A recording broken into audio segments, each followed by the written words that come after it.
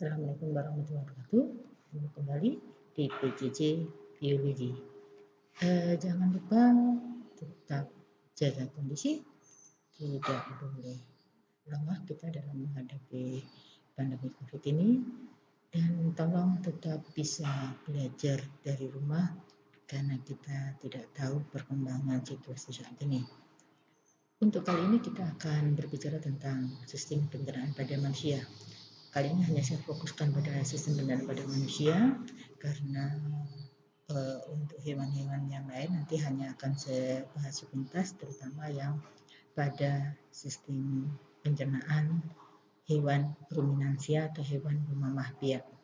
Oke, kita mulai dengan sistem pencernaan pada manusia. Perhatikan PowerPoint yang saya share. Nah, kita tiap hari butuh makan minimal 3 kali sehari. Nah, makanan yang masuk ke mulut kita, kemudian kemana? Kemudian setelah itu akan keluar lewat mana juga? Apa yang masuk ke mulut, kemudian yang berguna bagi tubuh kita, dan apa yang tidak berguna bagi tubuh kita akan kita bahas di sini. Terutama yang saat ini kita akan mempelajari tentang anatominya, histologinya atau jaringannya, kemudian fisiologisnya atau proses pencernaannya. Lanjut. Nah, kita tahu bahwa makanan itu masuk dari mulut. Nah, dalam mulut nanti di dalamnya kemudian terjadi pencernaan secara mekanik dan kimiawi. Yang dimaksud mekanik karena kita mengunyah makanan, dan ini secara biologi itu harus mengunyahnya sebanyak 32 kali. 32 ini berdasarkan apa? Berdasarkan jumlah gigi pada manusia.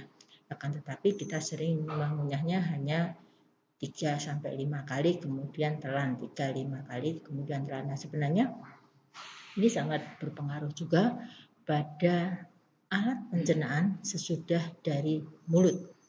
Nah, untuk pencernaan yang kimiawi di mulut, karena di situ ada enzim, yaitu enzim amilase atau enzim pitialin yang mengubah karbohidrat dalam makanan yang kita makan menjadi glukosa. Sehingga misalkan Anda makan nasi saja tanpa apapun, tolong kunyah terus, nanti kemudian biasanya di situ akan terasa manis, tapi ngunyahnya yang lama, jangan baru 2-3 kali kunyah telan, 2-3 kali kunyah telan. Nah, setelah dari mulut kemudian masuk ke lambung. Di lambung ini nanti juga ada pencernaan mekanis juga selain kimiawi. Nah, nanti kemudian di lambung ini akan terjadi peremasan bahan makanan dari yang dari mulut kita, sehingga kalau tadi pencernaan di mulut ini kurang sempurna, maka yang bekerja keras adalah lambung.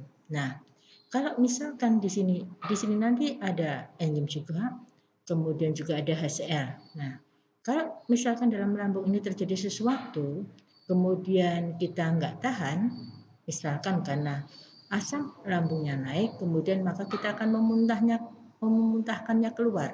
Kalau sudah memuntahkannya keluar, nah ini coba Anda misalkan lihat orang muntah itu, baunya bagaimana? Asam. Nah, kenapa? Karena di situ ada kandungan HCl-nya.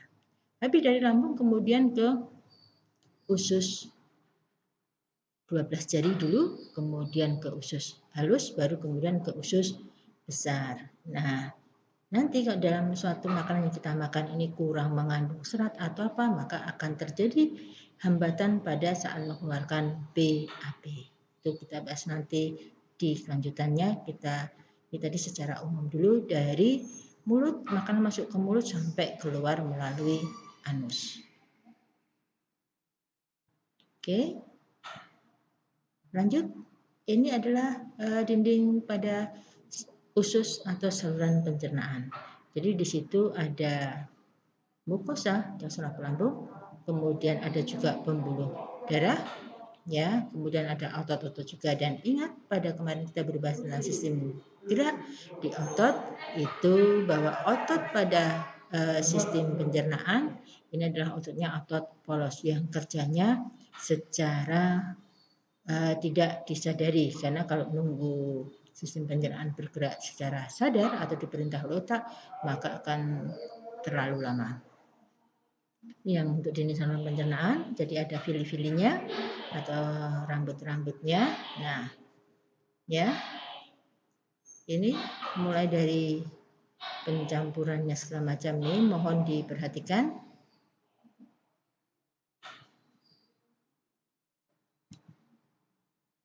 Nah, ini mastikasi, ini hanya istilah-istilah, silahkan dibaca saja.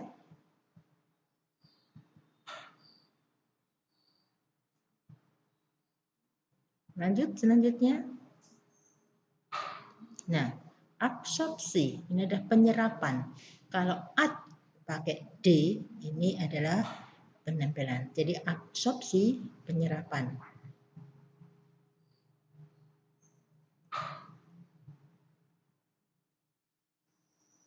Nah, ini fungsinya untuk apa sih kita harus makan? Nah, karena untuk tubuh kita membutuhkan banyak hal yang digunakan untuk pertumbuhan, kemudian untuk memperbaiki sel-sel yang rusak juga.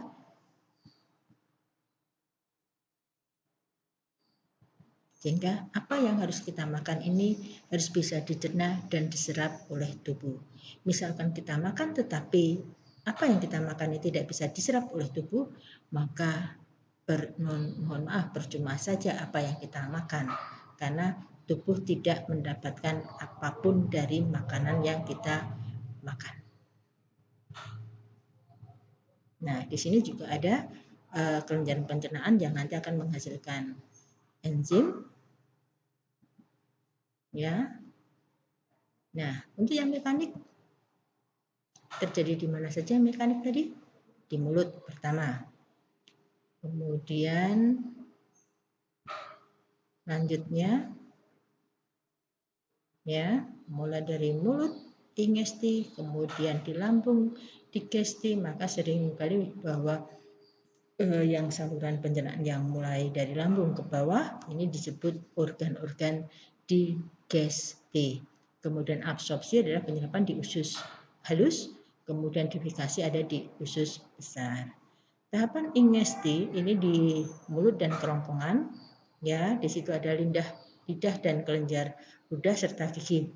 Lidah fungsinya untuk apa? Selain untuk membantu berbicara, juga untuk membolak-balik makanan dalam mulut kita. Ya. Nah, jadi ada bagian dari mulut ini, ya. Ada giginya, ada mahkota, ada leher gigi, akar gigi, monggo silahkan dipelajari. Yang kalau dulu kita pernah mengalami gigi susunya itu hanya 20 buah, kemudian gigi permanen 32. Jadi ada gigi seri itu yang berada di depan. Ini namanya incisivus. Kalau gigi taring itu ada 4, namanya caninus. Ya, kemudian geraham depan ini yang lebih kecil namanya premolar, kemudian geraham belakang adalah yang molar. Ya.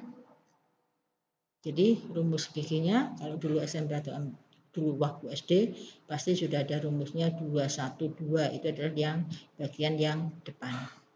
Kemudian lidah atau lingua ini berisi jaringan otot burik, kemudian bisa untuk pengecap juga, ya. Jadi bisa merasakan mana manis, mana pahit, ya. Dan ini adalah fungsi dari lidah. Ya. Kemudian ada kelenjar ludah yang di dalamnya ada enzim betialin atau enzim amilase. Amilum berarti mengubah amilum menjadi glukosa. Kemudian kelenjar ludah itu dihasilkan dari kelenjar parotis. Ini di sini di bawah telinga. Jadi kalau sering ada yang menyebutkan misalkan ada infeksi atau radang, biasanya pada kelenjar ludah yang di parotis. Jadi namanya penyakitnya parotitis. Kemudian kelenjar sublingualis ada di bawah lidah dan submandibularis di bawah rahang bawah. Ya. Kemudian kerongkongan, di sini dia hanya memasukkan aja hanya seperti saluran yang nanti masuk ke dalam lambung. Ya. Kemudian lanjut ke lambung. Nah, di lambung nanti dia akan diremas-remas. Nah, ini mulai terjadi tahap digesti di lambung, kemudian nanti lanjut ke duodenum, kemudian jejunum, dan nanti tahap penyerapan terjadi di ileum atau usus halus. Ya. Nah, ini ada bagiannya. Nah, kemudian dalam lambung itu nanti sifatnya asam.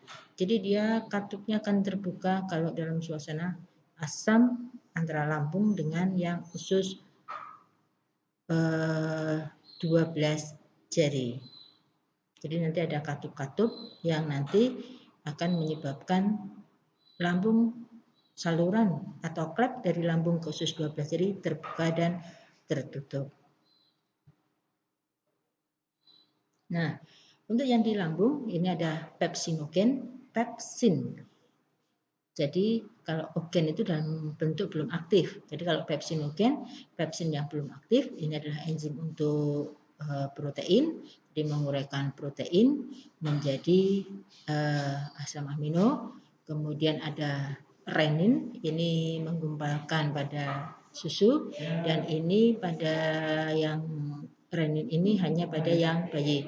Kemudian lipase menghidrolisis lipid menjadi asam lemak dan gliserol. Ya. Kemudian ya di sini hasilnya HCl-nya fungsinya untuk apa?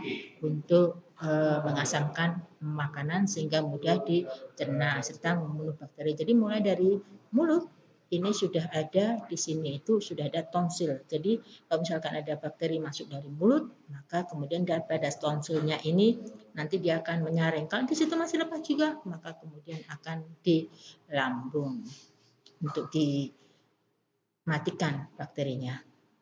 Ya.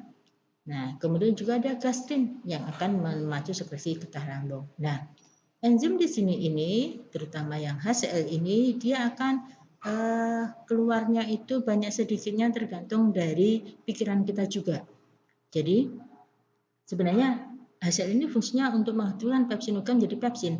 Akan tetapi kalau pikiran kita terlalu banyak suatu pikiran yang ya mohon maaf kadang kita mikirkan sesuatu yang tidak perlu. Nah, itu akan berpikir terus. Nah, ini akan menyebabkan asam lambung kita naik. Itulah yang sering terjadi pada orang-orang saat ini. Jadi kalau habis itu ditambah lagi makannya tidak teratur. Kalau dalam lambung itu dia mencerna seperti ini, kemudian nanti kok tidak ada makanan masuk karena lambung itu baru kosong dalam jangka waktu 4 jam. Kalau misalkan makanan tidak ada yang masuk, yang di remas-remas apa? Tidak ada. Otomatis nanti itu akan menyebabkan pada dinding lambungnya itu akan luka. Nah, kalau kemudian luka dinding lambungnya, kemudian ada asam, maka bagaimana rasanya? Perih. Nah, itu yang disebut dengan MAH. Ya. Nah, dan itu nanti kalau misalkan berkelanjutan terus, itu juga akan menyebabkan MAH akut yang bisa jadi nanti akan opname di rumah sakit. Nah, untuk agar MAH itu tidak kambuh, nah malah puasa itu yang bisa menjadi sebagai obat untuk MAH. Ya. Kemudian ini yang di usus serta lambung kolestoginin, kemudian ada sekretin ya dari pankreas dan hati. Ini adalah usus kita. Jadi ada seperti di sini ini ada seperti penggantungnya biar dia tidak lepas. Ya.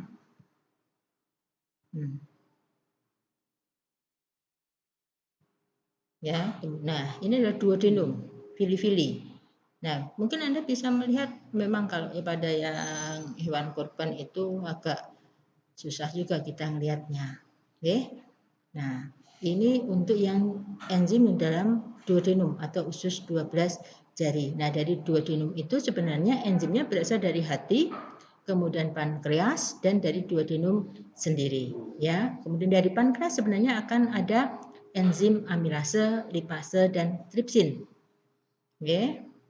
Kemudian dari hati akan ada getah empedu yang nanti di situ adalah perombakan dari hemoglobin yang nanti akan menghasilkan bilirubin dan biliverdin. Nah, hemoglobin yang tadi sudah dirombak menjadi bilirubin dan biliverdin tadi, bilirubinnya berfungsi untuk mewarnai feses dan air kencing kita. Nah, kalau misalkan pada sistem pencernaan kita mungkin hatinya atau apa ada masalah, maka biasanya akan berpengaruh terhadap BAB-nya. BAB-nya itu bisa jadi nanti dari warnanya dulu. Makanya mohon lihat betul, bukannya Bu Panjang mengajari jorok, akan tetapi lihat betul kita setelah kencing, warna air kencing kita apa. Kemudian juga setelah kita BAB sebelum Anda guyur, itu lihat warnanya apa.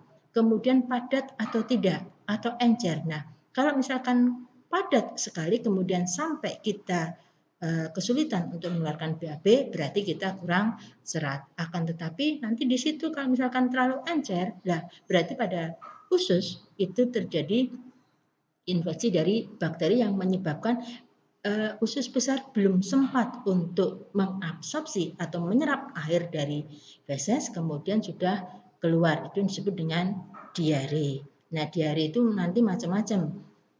Jadi jangan sepelekan tentang diare. Ini adalah yang pankreas, ya. Kemudian ini silahkan dibaca dan hafalkan. Ini adalah maltase, mengubah maltosa. Maltase, mengubah maltosa. Sukrase, mengubah sukrosa. Laktase, mengubah laktosa, dan seterusnya. Oke, ya. Oke, ini ada globet sel, kemudian jejunum, terus ileum, ya. Lanjut lagi usus besar, oke. Dari kolon dan rektum. Terus ya, jadi ini menunggu feses, kadar air, dan kalau terjadi invasi bakteri E. coli karena jadi sebenarnya dalam feses kita terkandung bakteri E. coli. Kalau dalam jumlah sedikit, alhamdulillah nggak masalah karena dia bisa memproduksi vitamin K. Akan tetapi kalau dalam jumlah banyak, itu akan mempengaruhi pada sistem pencernaan kita. Oke, ini rektum atau yang kita sebut sebagai anus, ya. Dia akan secara refleks mengeluarkan feses dari tubuh kita. Kemudian yang hati, ya, ini sangat penting sekali. Ada 2 lobus, ya. Kemudian fungsinya perombakan, kemudian menyimpan glikogen. Nah, makanya ini kemudian hati itu juga bersifat menetralisir racun yang masuk ke tubuh kita. Ya.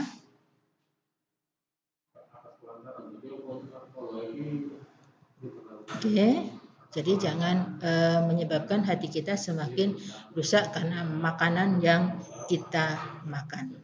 Ya, kemudian ada pankreas, ya, struktur pankreasnya, ya, ini silahkan dipelajari. Nah, ini yang pada sistem pencernaan hewan ruminansia. Jadi agak berbeda karena untuk hewan ruminansia itu lambungnya ada 4. Ada rumen, ada retikulum, ada omasum, ada apomasum. Jadi kalau Anda perhatikan pada saat kita kemarin itu menyembelih hewan kurban, itu istilahnya babat. Jadi ada babat kasar, ada babat yang seperti anduk itu, kemudian ada yang runcing-runcing seperti itu, dan ada juga yang halus itu namanya yang lambungnya. Jadi ada rumen, retikulum. Nah, habis dari rumen dan retikulum itu, kemudian dari dicerna di situ, kemudian makanan akan dikeluarkan lagi di mulut. Kemudian terjadilah pencernaan lagi, masuk lagi ke omasum dan apomasum. Jadi kasarannya kalau dari hewan nomomah biak itu makanan dari mulut masuk ke lambung, keluarkan lagi ke mulut, kemudian masuk lagi ke lambung. Jadi makanya dia akan istilahnya kalau orang Jawa gayemi. Tapi mohon nanti di kelas tidak gayem seperti ini, berarti Anda adalah hewan nomomah biak. Oke? Nah, Ini untuk yang sistem pencernaan. Jika masih ada pertanyaan suatu hal, silahkan didiskusikan di grup biologi.